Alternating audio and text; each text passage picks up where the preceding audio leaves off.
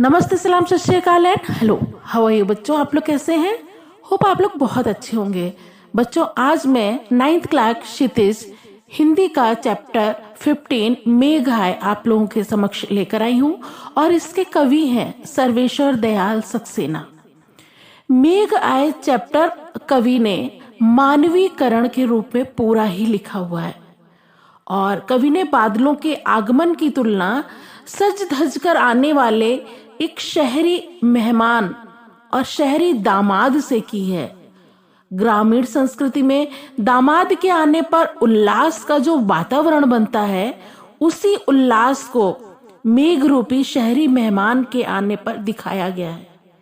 और एक साल के बाद इस मेहमान को देखकर एक और स्वागत और सत्कार चल रहा है और उल्लास का वातावरण है, वहीं दूसरी ओर लंबे समय के बाद आने के कारण कुछ शिकायतें भी हैं। तो आइए समझते हैं इस चैप्टर का एक्सप्लेनेशन। मेघ आए बड़े बन ठन के संवर के। कवि कहता है कि मेघ जो है वो एक शहरी दामाद के रूप में आए हैं और जब एक दामाद शहर का गांव की ससुराल में जाता है तो वो बहुत बन ठन के संवर कर जाता है। और दामाद तो चाहे शहर का हो चाहे गांव का हो, हर जगह बन ठन कर और संवर कर ही जाना पसंद करता है। आगे आगे नाचती गाती बयार चली और जब बादल आते हैं तो जो हवा चलने लगती है उसका चित्रण इन्होंने किया है एक किशोरी कन्या के रूप में, कि एक किशोरी कन्या आगे आगे नाचती हुई और गाती हुई चलती है। वयार मीन्स हवा।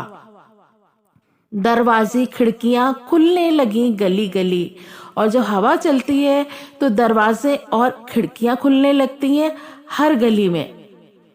पाहुन ज्यों आए हों गांव में शहर के, और जिस प्रकार से पाहुन मीन्स मेहमान, जिस प्रकार से गांव में शहर के मेहमान आते हैं तो गांव के लोग बहुत ही उत्सुकता पूर्वक खिड़कियां और दरवाजे खोलकर उनको देखने लगते हैं। इसी प्रकार से जब बादल आते हैं और बादलों के आने के साथ साथ जब हवा चलती है तो दरवाजे खिड़कियां अपने आप खुलने लगती हैं, जिसका चित्रण कवि ने बहुत ही सुहावने ढंग से किया है कि इस पाहुन को, इस मेहमान को देखने के लिए खिड़की और दरवाजे खुलने लगे हैं। मेघ आए बड़े बन ठन के संवर के।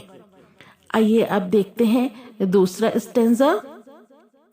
पेड़ झुक झांकने लगे गर्दन उचकाए, और पेड़ों को उन्होंने गर्दन उचकाकर देखने वाले युवकों के रूप में बताया है।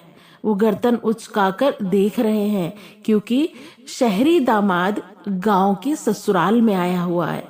आंधी चली, और जब आंधी चली तो कैसा वातावरण प्रस्तुत हुआ, जैसे कि एक कन्या धूल भागी घाघरा उठाए। धूल रूपी कन्या अपना घाघरा उठाकर भाग रही हो। बाकी चितवन उठा नदी ठिठकी घूंघट सरके, और नदी का जो पानी का बहाव था वो हवा के कारण कुछ देर ठिठका हुआ सा लगता है, अर्थात रुका हुआ सा प्रतीत होता है। तो कवि ने मानवीकरण किया है कि बाकी चितवन उठाकर जो वहां की नववधुएं हैं वो ठिठक गईं। अपनी तिरछी नजर से देखते हुए, तिरछी नजरों से देखकर ठिठक गईं और उनके घूंघट सरक गए। किस कारण? मेघ रूपी मेहमान को, दामाद को देखने के लिए। मेघ आए बड़े बन ठन के संवर के। आगे है, बूढ़े पीपल ने आगे बढ़कर जुहार की। यहाँ पर बूढ़े पीपल, पीपल को बूढ़ा इसलिए कहा गया है क्योंकि पीपल के वृक्ष की आयु बहुत अधिक होती है, इस कारण उसको बूढ़ा कहा गया है। और गांव की ये परंपरा होती है कि कोई भी मेहमान आता है तो जो बूढ़ा, सबसे बड़ा बुजुर्ग व्यक्ति होता है वो सबसे पहले आकर सत्कार सम्मान करता है।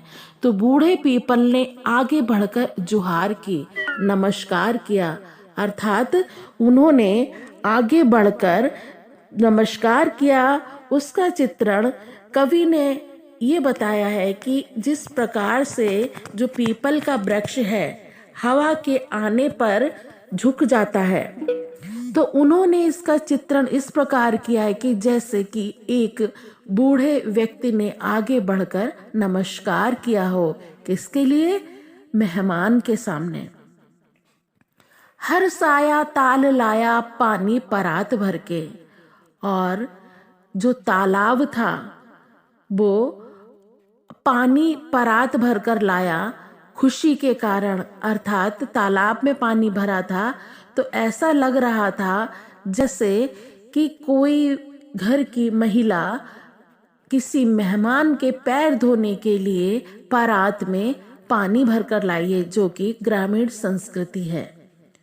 बरस बाद सुधिलीनी बोली अकुलाई लता ओट हो किवार की। जो लता है, जो पेड़ की लता है, बेल है, वो दरवाजे के पीछे फैली हुई है। और इसका मानवीकरण कवि ने इस प्रकार किया है कि एक लता दरवाजे के पीछे छुपकर अपने पति रूपी मेघ मेहमान से, पति से कहती है कि तुमने 1 बरस के बाद सुधि लेनी है। यहाँ पर भी एक ग्रामीण संस्कृति परंपरा का चित्रण किया गया है कि गांव में कोई भी पत्नी अपने पति से, अपने मायके में अपने पति के आने पर सीधे बात नहीं करती, वो छुपकर ही बात करती, अपने बड़ों के सामने वो बात नहीं करती है। तो इसी प्रकार से जो कि बेल दरवाजे के पीछे लगी हुई है, चढ़ रही है, वो अपने पति, मेहमान रूपी पति से कहती है कि तुमने 1 बरस के बाद सुधि ली है, मुझे याद किया है। और 1 बरस के बाद याद किया है ऐसा इसलिए कहा है क्योंकि बादल पूरे 1 वर्ष के बाद आए हुए हैं। मेघ आए बड़े बन ठन के संवर के। तो बच्चों, ये था इसका एक्सप्लेनेशन। और आगे देखते आगे के स्टेंजा का।